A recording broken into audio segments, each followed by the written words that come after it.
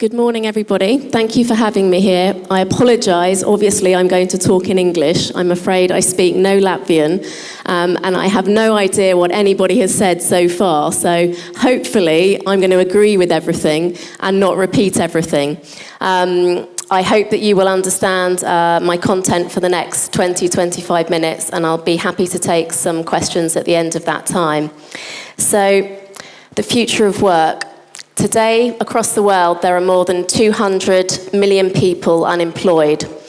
There are 90 million children not in primary education. There are 150 million children not in secondary education, and many, many millions more not enjoying university education. And yet, over the next decade, there will be a shortfall of highly skilled candidates of some 50 million, and the next 20-30 years, who knows what the situation will be. So, the human capital landscape is complex today, and it's changing rapidly. The very nature of work is changing. We know that the impact of technologies is significant. Their impact on business models, in part because of the new platforms, the new digital talent platforms that technologies give rise to. But they will allow and facilitate talent to connect across global markets in a way that's never been possible before. So this morning, I hope to have a look at how we might tip the global scales in the coming years. The markets currently achieving economic success, so many of the markets in the developing world, how can they maintain their position against the background of disruptive change? And how might the other markets, the developing world, make gains against this background of a tumultuous labour market? The development of relevant talent will determine whether we can all partake in the opportunities of the fourth industrial revolution or experience its disruptions as bystanders. I will also, apart from the theory and the macroeconomic picture, share with you some examples of programmes that we have introduced at Golin in London, where I'm from, to try and optimise our own employer brand and to try and tip our own scales to achieve success in the coming years. So, technology, is it the answer or is it the problem? So the fourth industrial revolution is the fourth major industrial era since the 1800s and the original industrial revolution. The new technologies that it is fusing across the physical, biological and digital worlds, impacting all disciplines and economies. Some of the major technology areas that come under that umbrella heading include AI or artificial intelligence, robotics, the Internet of Things, 3D printing, and nanotech. And there seems to be a significant amount of suspicion and fear around what these technologies may mean for the labour markets, what they mean for the economy, and what they may mean for you as an individual. But I would argue they also provide the potential to change how we learn throughout our lifetimes, how we educate the next generation, and how we retrain those already in the labour market for future success. In addition, these new technologies provide new data and metrics that we've never seen before. They allow us to understand the changes better and therefore to better prepare ourselves for future success. I'm going to read a direct quote that I read actually on the plane on the way here yesterday from one of the UK's national newspapers. The employment decline directly due to the effect of robots is only about 1/3 as large as the negative employment impact of US trade with China. And also, I spoke to tens of people over the last month or so in preparation for today. And a German guy called Daniel Stauber heads up our insights and analytics team at Golin in London. And his quote is possibly my favourite one. He said, "Jobs won't be taken by computers, but by people who can use them. So learn how to use one." I think he makes a valid point. So, taking a closer look at the prospects of the developed world.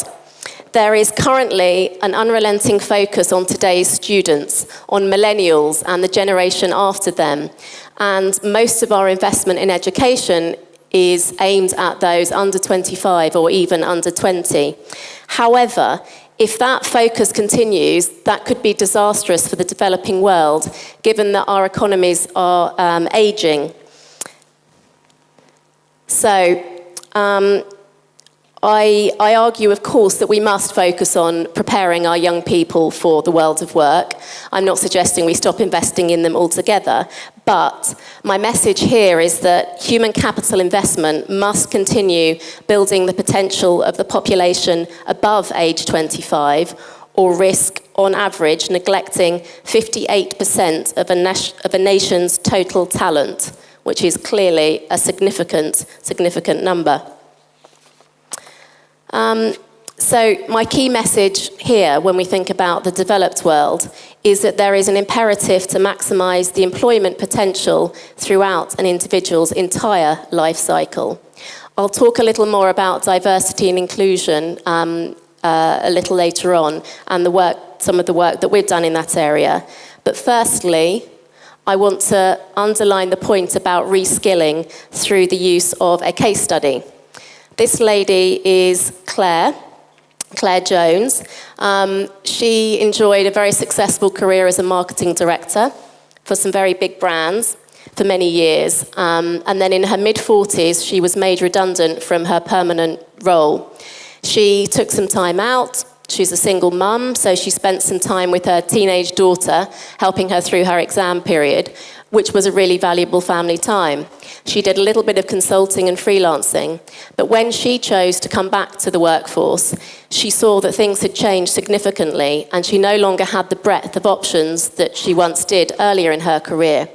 So she chose to sign up to a returnship course. And forgive me, I don't know if this is a term that, or a concept that is common in Latvia, but Golin co-runs a returnship course with a few other partners, which is basically a 2-week course where we aim to reskill and retrain mainly mums, but we had one dad last year who have been out of the workforce for 3 to 5 years or more. And usually that's for family reasons, but it may be to take care of a sick relative, or it may be for sick leave themselves. And they lack the skills and the confidence to reinsert themselves into the labour market. At the end of that course, Claire then also secured a returnship placement, which is a paid internship for grown-ups, if you like. And she actually worked in social media team at Chelsea Football Club. She's also been working on a Google digital marketing course for the last 6 months. She's almost finished that course. She's set herself up a consultancy online. She has a wonderful website, and she's already earning clients. She's feeling exceedingly positive, and I think it's a really good example of how somebody in the middle of their career might successfully retrain.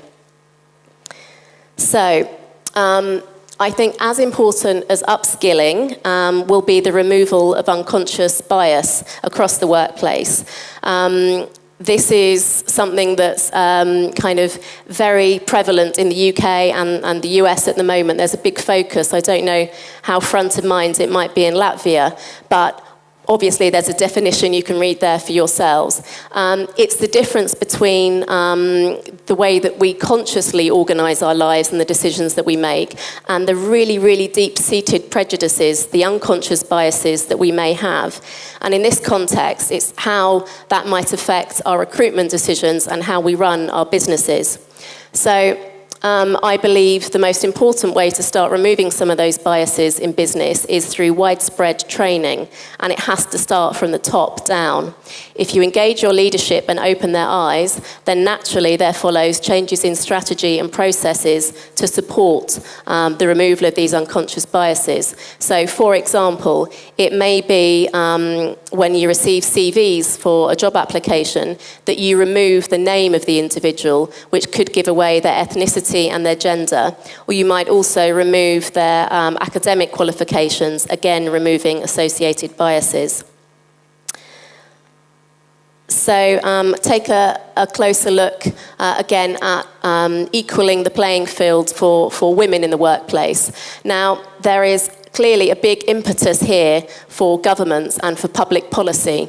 So I'm talking in terms of regulation around the care environment. So that's care for children, childcare. That may also be care for the elderly, which is obviously having an increasing burden. And very often it may be the women in the workforce that take most of that burden.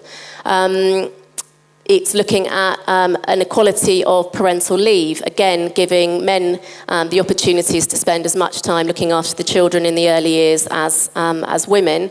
And gender pay gap. Now, I'm not sure whether that is an area of real focus in Latvia, but in the UK, across Europe and in the US, it's something that's very much top of the agenda.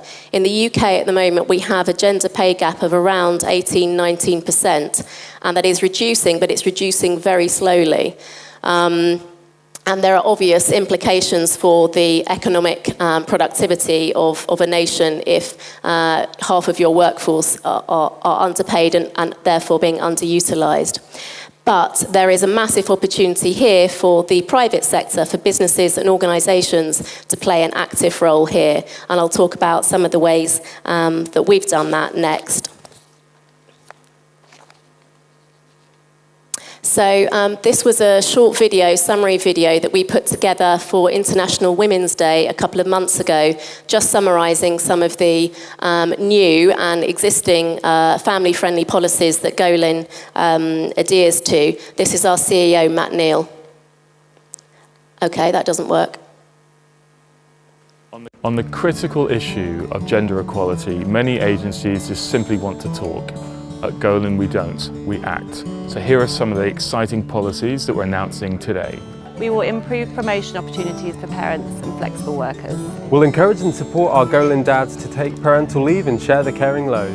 We will support our returning mums with mentoring and a buddy system. We will openly talk to our people about our family policy and encourage people to talk about it at interview. We will demand that recruiters will provide shortlists that include flexible workers. We will advertise all new roles as being open to flexible terms. We will offer more job shares. We will continue to help women return to work after a career break.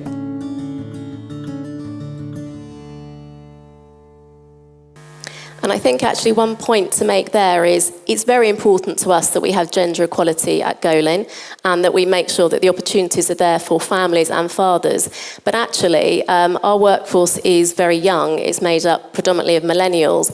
So all of these flexible opportunities are also open to 21-year-olds, to people that don't have children, aren't planning children, so that it cuts across the entire philosophy of the agency, although in many cases it may be particularly relevant to those who already have families. So this picture represents a programme that we introduced a year ago called Golin Lifetime. And Golin Lifetime is an enhanced package of benefits which essentially aim to put the employee in control, to allow the employee to balance their home and professional life in a way that suits them. The proviso is, of course, that performance is constant and that they are able to communicate appropriately with their teams and with their clients so that, again, performance doesn't suffer. But if they can do those things, then it's the employee that makes the choice about how they run their work-life balance. So some of the key new policies that we introduced last year included enhanced parental leave. So over and above what the government requires us to offer. So that's for paternity leave for fathers, maternity leave for mothers, and adoption leave if that applies to you. We also allow everybody in the company, regardless of your level or team, to work from home 1 day a week. And my personal favourite, we introduced an allowance of £50 a month for you to spend as you wish on your mental or physical well-being. So I now alternate between a monthly riding lesson and a monthly massage, but it's a very popular benefit. Perhaps the most popular benefit was unlimited paid leave. So there are some rules, but essentially, again, if your team is comfortable with the time off, then you can choose to take your holiday, your vacation, as and when you choose, and it's unlimited. So these sorts of policies are great for retaining staff because obviously recruitment is expensive, but they're helping us as a company move towards a more progressive, dispersed workforce and hopefully to make us ready for the changes to come. So more on some of the other areas of diversity and inclusion outside family-friendly and gender equality. So we've focused on diversity and inclusion really closely for a number of years for two reasons. One, because it's the right moral thing to do. But secondly, and more importantly, I'd argue, is the business case. So we are a creative industry, a communications industry. We work for clients such as Unilever, Cadbury's, Mondelez, Kraft, Oracle, Siemens, brands that operate across Europe and across the world. And if our team doesn't represent the people that they're marketing to, their customer base, then we are less effective as a business partner for them. So specifically in terms of ethnic diversity, we have a diversity ambassador at Golin London. She works with a global diversity and inclusion team that share best practice and make sure that policies are at the cutting edge. We also work with an organisation called the Taylor Bennett Foundation, and they run a 10-week foundation course for graduates from ethnic minorities who would otherwise probably not think of a career in communications. And this 10-week foundation course is excellent, really hard training. We work with them to provide some of that training, and we also provide a mentor scheme. So when these individuals graduate and are looking for to make their first steps on the career ladder, possibly their second step on the career ladder. So for the first year or two of their working lives, we are mentoring them through that important process. Social mobility is something that we've looked at for the last year or two. And to be honest, in the UK, the communications industry is very white and middle class, and we want to change that for the reasons I've just talked about. So we, again, have partnered with a leading organisation called the Social Mobility Foundation. Again, we do a lot of training with them. We have a lot of their students come and work in the office. And again, we offer to mentor some of their students interested in our sector. The Golin B&B is our newest initiative, which we launched in January and has just become live as of last month. So London is a big, prosperous city. It is a very, very expensive city. The cost of living and specifically housing is very, very expensive. So for somebody who doesn't live in London, for somebody whose parents aren't rich, to come and look for an internship with our company, not even a permanent job, but just a temporary job, it's very, very hard.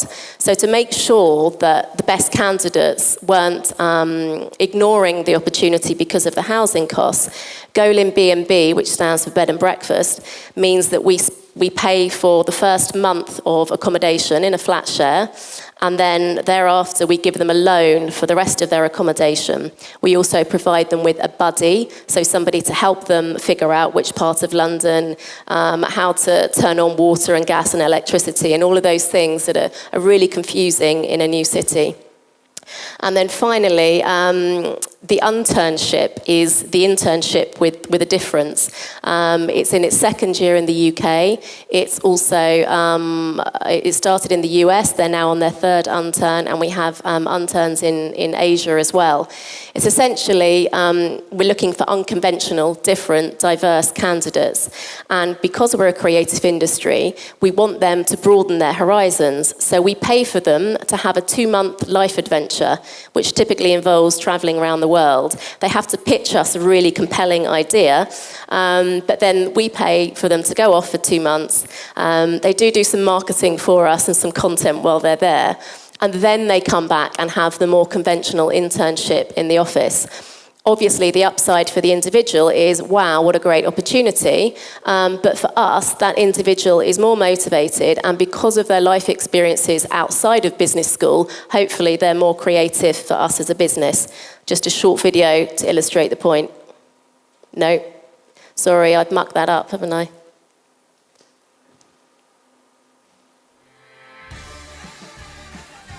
there is some sound, but you can imagine.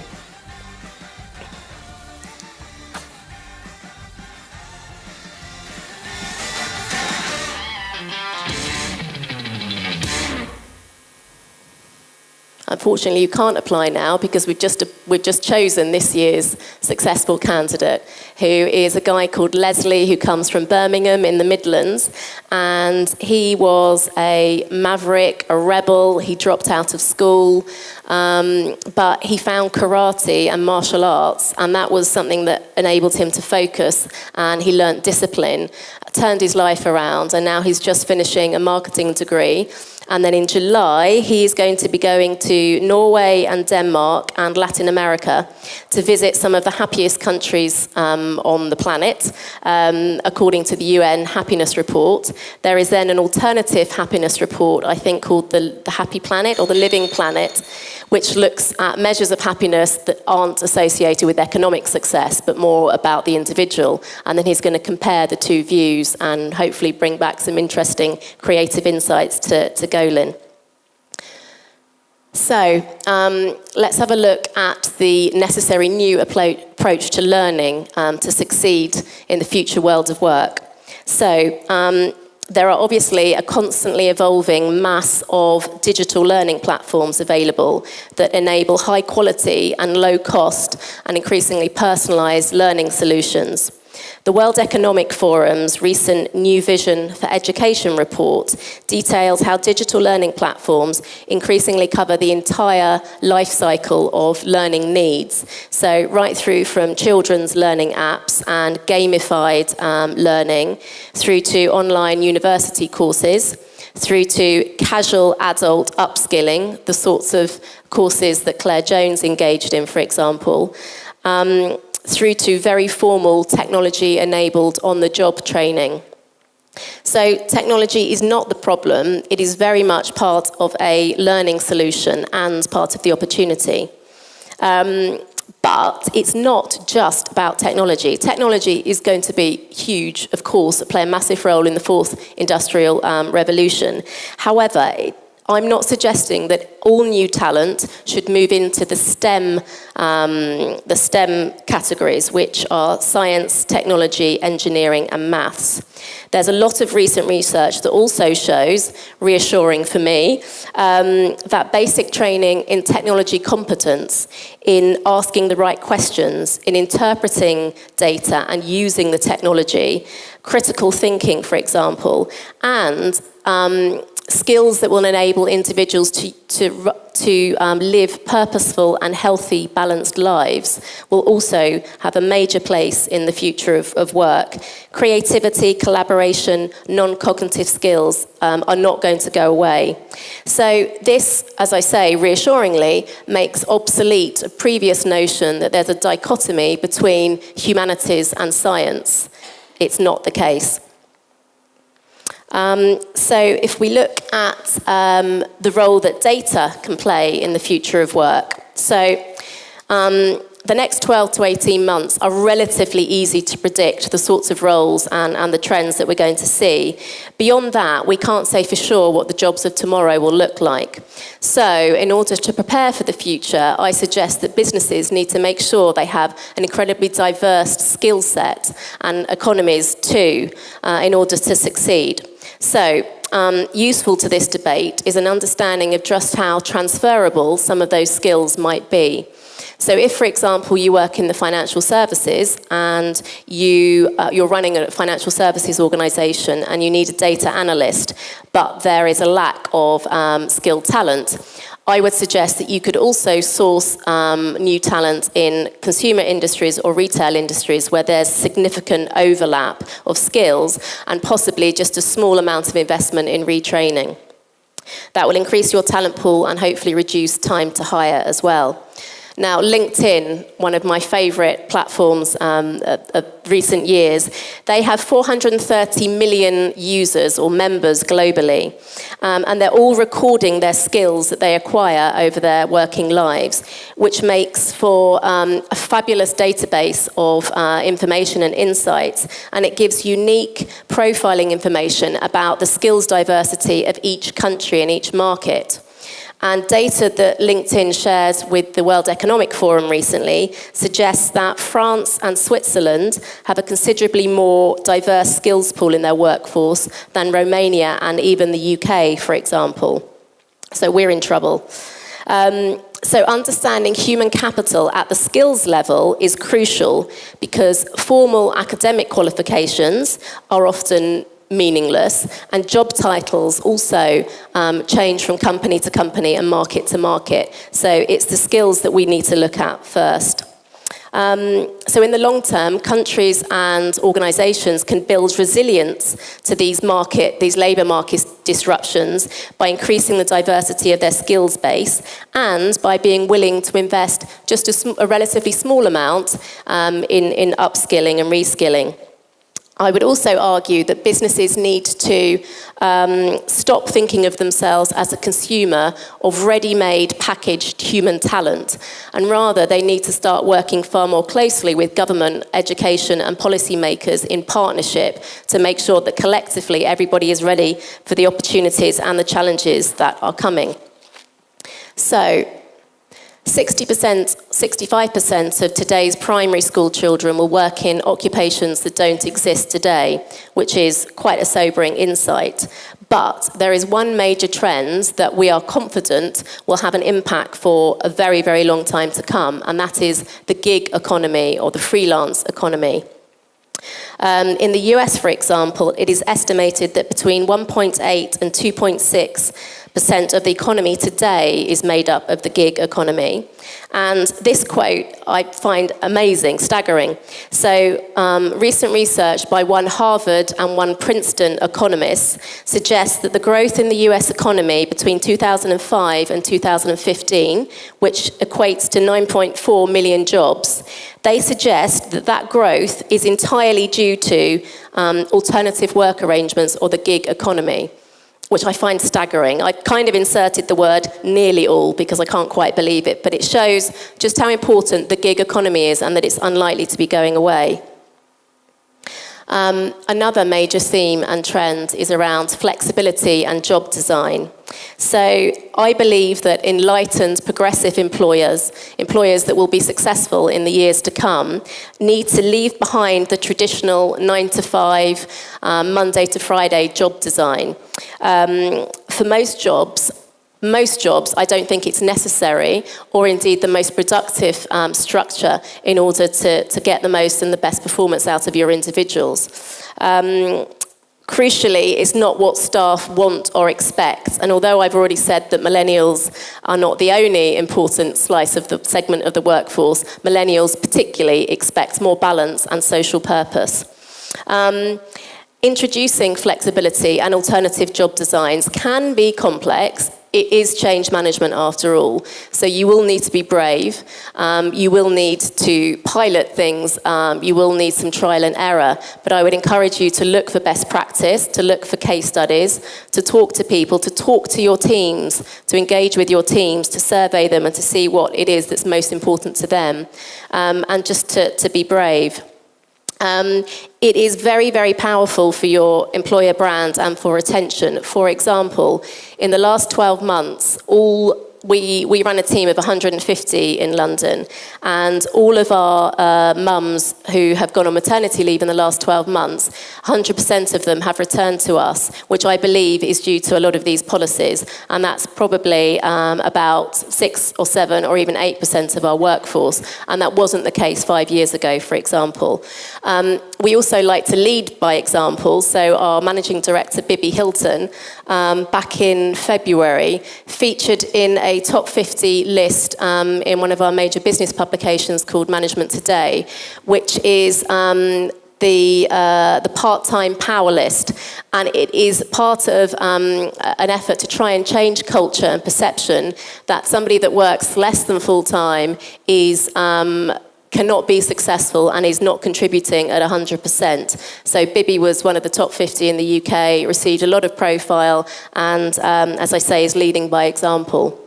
So as I previously said, I can make some fairly good hypotheses about the jobs that will be important in the next 1, 2, 3 years.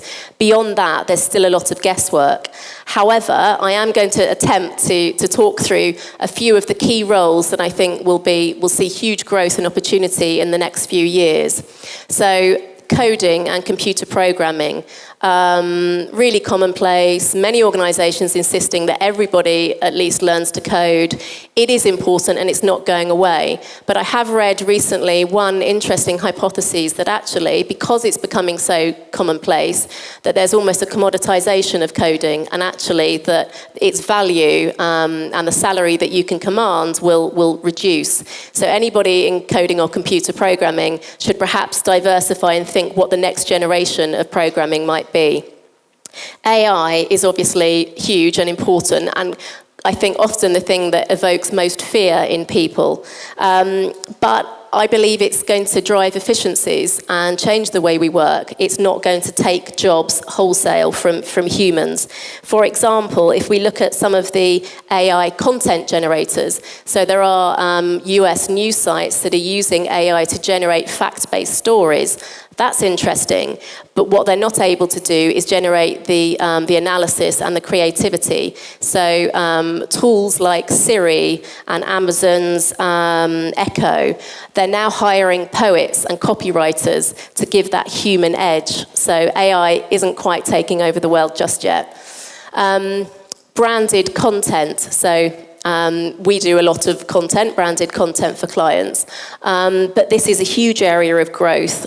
Social media means that brands and organisations are able to interact one-on-one with their customer base, and the customers are able to talk back. So opportunities for designers and copywriters and Instagrammers and influencers are huge in the near future. Again, on the similar theme, digital experiences individuals expect via their mobiles, via their VR headsets, via any device that they have, to have an immersive digital experience, something that is compelling and constantly kind of challenging what they've seen before. Finally, not surprising, data and data scientists, analysts are going to be tantamount to the world of work in the next 5-10 years, making sense of this cloud of data now available to us.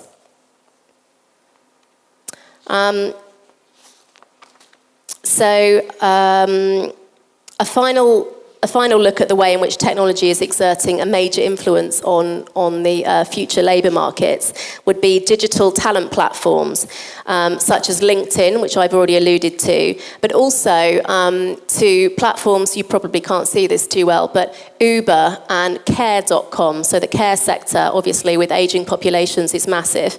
And the likes of Deliveroo. I don't know if Deliveroo is in Latvia, but it's a food delivery platform. But it's basically enabling very fluid relationship between the brands that deliver food or that make food and individuals that want to work as part-time casual delivery drivers. So 40% of US workers, it's estimated by 2020, so only a little over 2 years away, will be using digital talent platforms like this. And one of the key insights here, I think, is that it doesn't just cover high-skilled, high-paid labour. It covers all types of labour and all types of duration of contracts as well. So this sort of digitisation provides huge opportunity for regulation as well. Now, Uber and Deliveroo in particular have not quite got it right. They've got a few reputation issues at the moment, and they need to work on how they contract more fairly, how they treat their workers. But that, facilitated by digital, is going to be much easier than in previous markets and previous trends. Driving the gig economy, of course.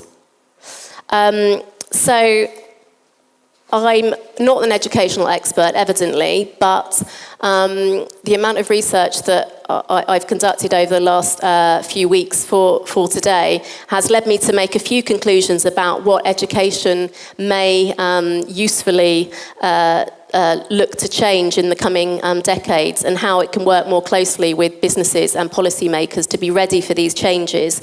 So I think the overarching recommendation that I would have is that education prepares young people to be ready for change, to be ready for lots of change, and to be ready for continual change throughout their lifestyle, throughout their life cycle. They will almost definitely change careers 3, 4, maybe even 5 times. The other thing that education needs to do is not to provide them with the answers. It needs to provide them with the tools to find the answers for themselves, because we don't know what the problems of tomorrow are. And if we spoon feed and give them packaged solutions, they will not be able to adapt and prosper in years to come.